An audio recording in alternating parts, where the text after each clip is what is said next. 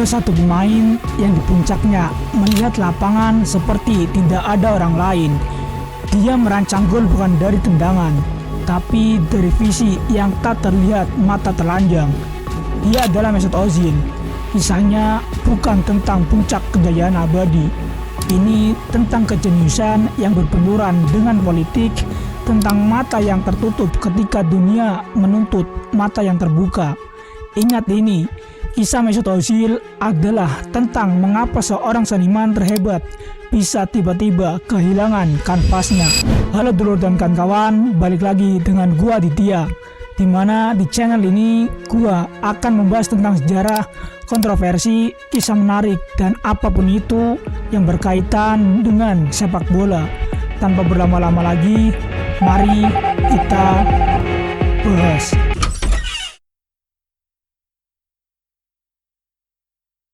Lahir di Gelsenkirchen, Jerman, dari keturunan Turki, Ozil menghabiskan masa kecilnya di lapangan beton kecil yang dijuluki kandang monyet. Di sana ia melatih keterampilan fundamentalnya, kontrol bola di ruang sempit, dan kecepatan berpikir. Ayahnya berpesan, "Bermainlah cepat, Mesut, selalu satu langkah lebih cepat dari pikiran orang lain." Kaki kirinya kurus, tapi ajaib, ia belajar bahwa otak lebih penting daripada otot. Dari jalanan, ia masuk ke Akademi Schalke, dijuluki Ozilinho. Pada 2006, ia melakukan debut profesional, dan manajernya saat itu, Mirko Slomka, langsung menyematkan gelar The Next Big Thing. Ia membuat total 39 penampilan untuk tim senior. Meskipun angka asisnya belum meledak, visinya sudah terlihat jelas. Namun terjadi perselisihan kontrak. Ozil merasa gajinya tidak sepadan dengan potensinya. Ia mencari panggung yang menjanjikan kebebasan. Maka pada Januari 2008 dia pergi. Klub tujuannya Werder Bremen, dan di Bremen lah Mesut Ozil yang sesungguhnya, sang maestro asis, dilahirkan.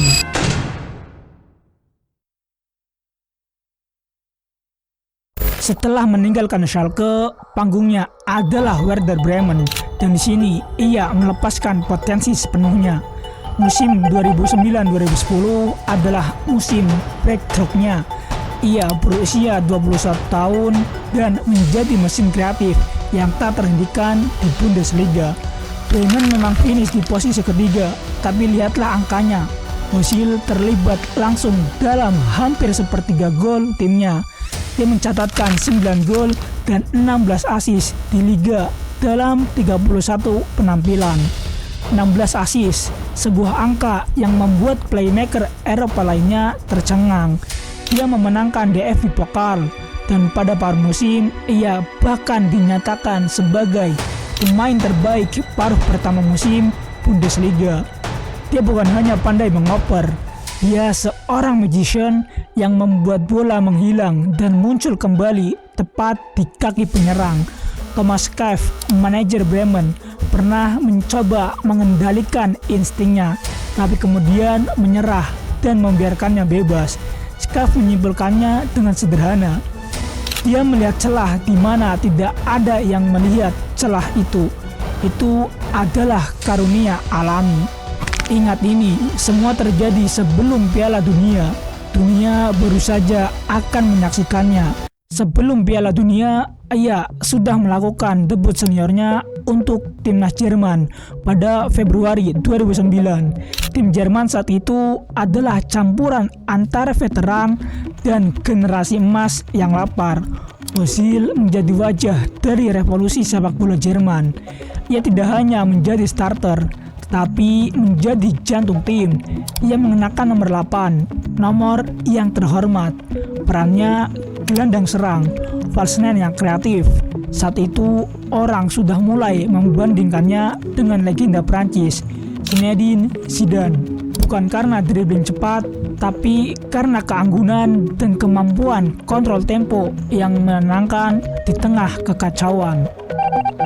Afrika Selatan, Piala Dunia 2010, panggungnya sudah siap. Jerman muda, cepat, dan diresapi oleh Mesut Ozil melawan Ghana. Golnya adalah defining moment di babak grup, sebuah tembakan dari luar kotak penalti yang menentukan kemenangan 1-0. Tapi yang lebih penting dari gol adalah visinya di fase gugur. Saat melawan Inggris menang 4-1 dan saat melawan Argentina menang 4-0. Ozil adalah master assist yang kejam. Dia memimpin serangan balik dengan ketenangan yang menipu. Drogba-nya melewati pertahanan yang rapat, seolah-olah dia memiliki cheat code atau melihat pertandingan dalam gerakan lambat. Dunia terperangah, FIFA menominasikannya untuk Golden Ball Award, penghargaan pemain terbaik turnamen. Ia tidak memenangkannya, tetapi namanya kini ada di bibir setiap klub raksasa. Pers Spanyol menjulukinya El Buho atau si burung hantu karena tatapan mata besarnya yang seolah-olah mampu melihat segala sesuatu dari atas, memindai dan merencanakan dalam kegelapan. Ia telah lulus ujian terberat, mengontrol pertandingan di level internasional tertinggi. Paskanya datanglah Real Madrid, transfer cepat sekitar 15 juta euro. Murah untuk harga seorang maestro. Ia tiba bersama Jose Mourinho, sang special one, yang sedang membangun Madrid baru untuk melawan Barcelonanya Pep Guardiola. Mourinho memiliki insting untuk bakat. Ia tahu ia butuh seorang passmaster untuk memberi umpan ke Cristiano Ronaldo, Di Maria, dan Benzema. Ozil mengambil jersey nomor 23. Musim debutnya 2010-2011, ia beradaptasi dengan kecepatan kilat. Di bawah tuntutan Mourinho yang gila, Ozil justru bersinar. Ia menyelesaikan musim dengan 28 assist di semua kompetisi, angka tertinggi di liga-liga top Eropa pada musim itu, 28. Ini bukan angka yang main-main, ini adalah dominasi kreatif. Ia langsung menjadi pemberi roti bagi CR7. Anekdotnya yang paling terkenal dalam bukunya, Ozil menceritakan pada suatu hari Mourinho bertanya padanya, "Mau kemana kamu? Apakah kamu ingin menjadi yang terbaik di dunia atau kamu ingin menjadi pecundang yang gagal?" Tapi itu adalah sebuah tantangan. Mourinho mendorongnya melampaui batas fisiknya. Namun rasa hormat Mourinho pada kejeniusan Ozil mutlak. Ozil adalah pemain yang membuat statistik Ronaldo melambung tinggi. Ia memenangkan Copa del Rey, trofi pertamanya di Spanyol. Statistiknya di Madrid 2010 hingga 2013, 27 gol dari 159 match. Ia menyumbang 80 assist, 53 assist La Liga dalam 105 laga. Rata-rata 1 assist per 2 pertandingan. Di Madrid, ia berhasil mengangkat trofi La Liga, Copa del Rey, dan Supercopa Spanyol.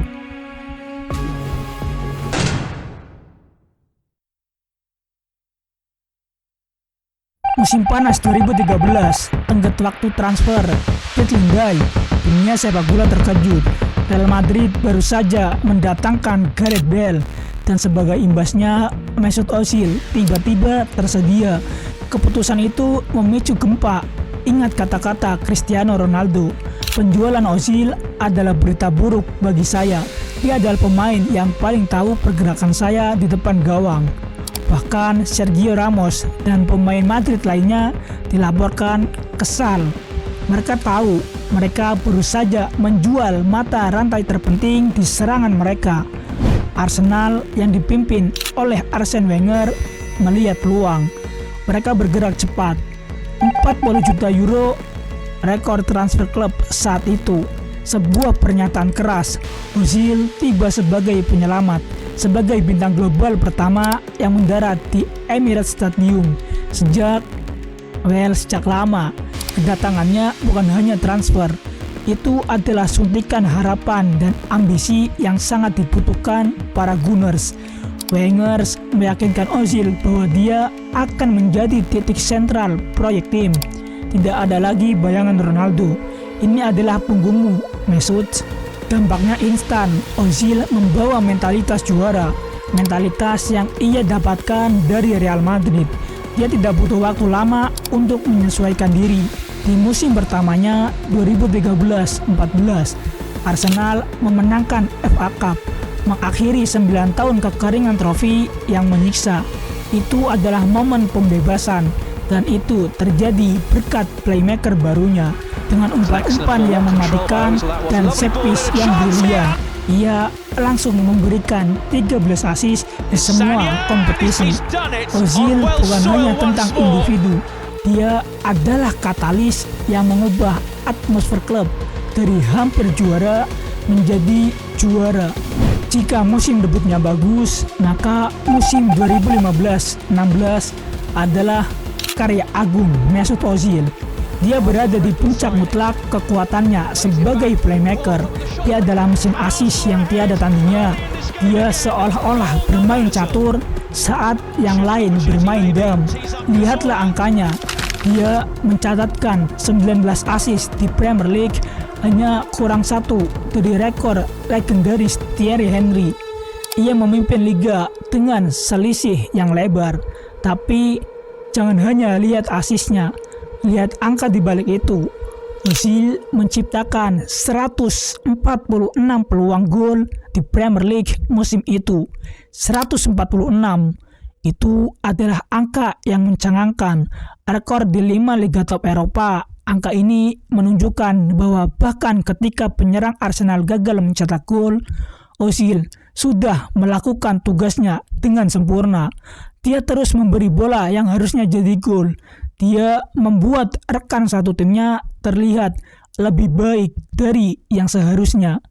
Statistik puncaknya di Premier League 2015-16, 30 match, 6 gol, 19 assist, 146 peluang gol diciptakan, dan ia menjadi pemain terbaik Arsenal di musim itu. Arsene Wenger, sang manajer legendaris, adalah penggemar beratnya. Ia memahami Ozil, tahu bahwa kejeniusannya harus diberi kebebasan. Wenger sering melindunginya dari kritik media tentang work rate-nya. Kutipan Wenger yang paling terkenal adalah, "Dia adalah Picasso kami.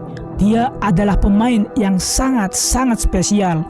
Visi permainannya adalah yang terbaik yang pernah saya lihat." Membandingkan pesepak bola dengan seniman terbesar di dunia, itu adalah pengakuan tertinggi. Ada anekdot kecil dari Aaron Ramsey, rekan satu timnya. Ketika Anda berlari, Mesut sudah melihat Anda.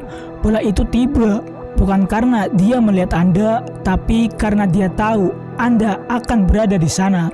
Itu adalah perbedaan antara good pass dan world class pass. Ozil tidak mengoper ke tempat Anda berada. Dia mengoper ke tempat Anda seharusnya berada. Dia adalah telepati di lapangan. Kejeniusannya memuncak pada 2017. Arsenal mati-matian mempertahankannya. Di tengah spekulasi, ia akhirnya menandatangani perpanjangan kontrak pada Januari 2018 yang fantastis, menjadikannya pemain dengan gaji tertinggi di klub, sekitar 350.000 pound sterling per minggu. Ini adalah investasi terbesar klub, sebuah komitmen untuk menjadikan Ozil pusat dari segalanya di masa depan. Tapi perpanjangan kontrak ini yang seharusnya menjadi tonggak kesuksesan, ironisnya adalah titik balik yang membawa foreshadowing gelap. Kontrak besar datang tepat sebelum serangkaian peristiwa buruk, performa tim yang menurun, kepergian Wenger, dan yang paling menghancurkan, badai politik dan rasial di timnas Jerman yang akan segera kita bahas di bagian 4. Di tahun-tahun awalnya di Arsenal, Mesut Ozil adalah simbol keindahan. Dia adalah alasan untuk menonton sepak bola Arsenal. Keanggunan, sentuhan ringan, operan membelah pertahanan. Dia adalah yang terbaik di Premier League dalam hal menciptakan peluang. Namun keindahan ini rapuh ketika Mesut Ozil berjalan menuju Piala Dunia 2018. Ia tidak tahu bahwa kejeniusannya akan segera berhadapan dengan kekejaman politik dan Arsenal tidak akan mampu melindunginya.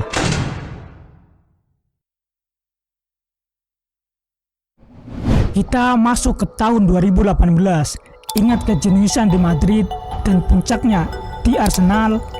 Semua itu tiba-tiba diancam oleh satu foto, satu momen di luar lapangan yang mengubah segalanya. Beberapa bulan sebelum Piala Dunia di Rusia, Ozil bersama İlkay Gündoğan bertemu dan berfoto dengan Presiden Turki, Recep Tayyip Erdogan. Bagi Ozil, ini mungkin hanya kunjungan sopan sebagai warga negara Jerman keturunan Turki. Tapi di Jerman ini dianggap pengkhianatan simbolis. Media dan politisi Jerman mulai menargetkannya. Tekanan publik luar biasa. Dia dituduh tidak loyal pada negara yang diwakilinya. Ingat, Ozil sudah mempersembahkan Piala Dunia 2014 untuk Jerman, sebuah puncak kolektif. Tapi kini mereka menuntut lebih dari sekedar performa di lapangan. Mereka menuntut pernyataan politik dan loyalitas tanpa syarat. Ozil memilih diam, memilih untuk membiarkan sepak bola berbicara. Sayangnya sepak bola tidak bisa melawan politik. Lalu datanglah Piala Dunia 2018, bencana bagi Die Mannschaft. Jerman, sang juara bertahan, tersingkir di babak grup. Siapa yang paling dicari untuk disalahkan? Mesut Ozil. Dia dimainkan di semua pertandingan dan statistiknya ia berhasil menciptakan 9 peluang di 3 pertandingan itu, terbanyak kedua di skuad Jerman. Tapi publik tidak melihat angka. Mereka melihat mata besarnya yang dianggap malas dan mengaitkannya dengan masalah di luar lapangan. Ia menjadi kambing hitam yang sempurna. Bukannya mendapat dukungan, dia justru mendapat rasialisme terang-terangan. Puncaknya adalah Juli 2018. Ozil merilis pernyataan panjang di media sosial, sebuah pengakuan yang jarang ia lakukan, mengumumkan pensiun dari tim nasional Jerman. Kutipannya sangat menusuk, menyentuh inti identitasnya sebagai imigran generasi ketiga. Saya tidak akan lagi mengenakan jersey tim nasional Jerman karena saya merasa rasisme dan ketidakpedulian. Kemudian bagian yang paling menghancurkan, saya adalah orang Jerman ketika kami menang, tetapi seorang imigran ketika kami kalah. Ini bukan lagi tentang sepak bola, ini tentang martabat. Dalam 9 tahun karirnya di timnas, ia mencetak 23 gol dan 40 assist dalam 92 penampilan. Sebuah warisan yang seharusnya diagungkan, tapi diakhiri dengan rasa pahit. Retak di jantung Jerman ini membawanya kembali ke Arsenal dengan beban emosional yang jauh lebih berat. Ozil kembali ke Arsenal. Dia baru saja menandatangani kontrak baru yang fantastis, menjadikannya pemain dengan gaji tertinggi di klub, sekitar 350.000 pound sterling per minggu. Uang sebanyak itu membawa ekspektasi sebesar langit. Tapi setelah gonjang-ganjing Jerman, dia bukan lagi Mesut yang sama. Di lapangan, work rate, intensitas kerjanya dipertanyakan. Di era Premier League yang serba menekan, pressing, dan non-stop sprint, gaya bermainnya yang elegan dan cenderung pasif tanpa bola dianggap sebagai kelemahan. Kejeniusan tidak lagi cukup, ia harus menjadi atlet modern. Datanglah Mikel Arteta pada akhir 2019. Arteta ingin Arsenal bermain dengan intensitas tinggi, melibatkan semua orang dalam fase bertahan dan menekan. Ini adalah konflik filosofi yang fatal. Ozil, sang maestro yang seharusnya menjadi titik sentral, kini dianggap sebagai beban taktis. Statistiknya yang dulunya menceritakan kisah sukses, kini menjadi argumen untuk menyingkirkannya. Di musim penuh terakhirnya 2019-2020, Ia hanya tampil dalam 23 pertandingan di semua kompetisi dengan 1 gol dan 3 assist. Angka itu jauh dari puncak kejayaannya. Klimaksnya terjadi di musim 2020-21. Özil adalah pemain dengan gaji tertinggi, tapi Arteta membuat keputusan brutal. Özil dikeluarkan dari skuad 25 pemain untuk Premier League dan Europa League. Secara teknis dia adalah pemain Arsenal, tapi dia dilarang bermain. Dia diasingkan, tidak terdaftar, dan hanya bisa berlatih. Ini adalah ironi kejam. Ia menghabiskan hampir 1 tahun hanya dengan berlatih, tidak memainkan satupun pertandingan kompetitif. Mantan manajernya Arsene Wenger berkomentar, "Ini adalah pemborosan besar. Seorang pemain hebat harus selalu bermain, terutama di Arsenal." Tapi keputusan sudah dibuat. Seorang seniman terbesar klub yang pernah menjadi pemecah kekeringan trofi kini menjadi hantu di tribun Emirates, hanya menunggu kontraknya berakhir. Panggung besarnya direnggut, bukan karena cedera, tapi karena keputusan manajerial dan perbedaan ideologi.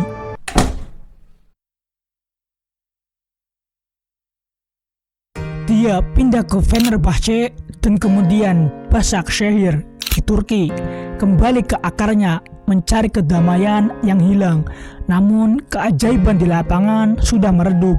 Tubuhnya mulai melawan, cedera sering datang, statistiknya menjadi minor. Di musim-musim terakhirnya di Super League, asisnya menjadi sangat sedikit. Ia menghabiskan 70 menit di lapangan di musim terakhirnya bersama Başakşehir sebelum pensiun pada Maret 2023. Akhir yang tenang, hampir sunyi untuk pemain yang pernah begitu berisik dengan kejeniusannya. Jadi, apa warisan Mesut Özil? Dia adalah pemain nomor 10 yang terhebat di generasinya. Seorang master of run yang rekor asisnya di Madrid, di Arsenal, di timnas tak tertandingi saat itu. Ia menunjukkan pada kita bahwa seni tertinggi dalam sepak bola adalah memberi, bukan mengambil. Tapi kisah ini juga mengajarkan kita sebuah kebenaran pahit. Dalam dunia sepak bola modern yang semakin politis dan serba cepat, keindahan saja tidak cukup. Seorang seniman harus juga menjadi seorang prajurit. Özil memilih untuk tetap menjadi seniman dan dunia meninggalkannya. Itulah kisah Mesut Özil. Bagaimana menurut kalian? Tulis di kolom komentar. Jangan lupa like, share, and subscribe agar tidak ketinggalan kisah-kisah menarik lainnya. Sampai jumpa di video berikutnya.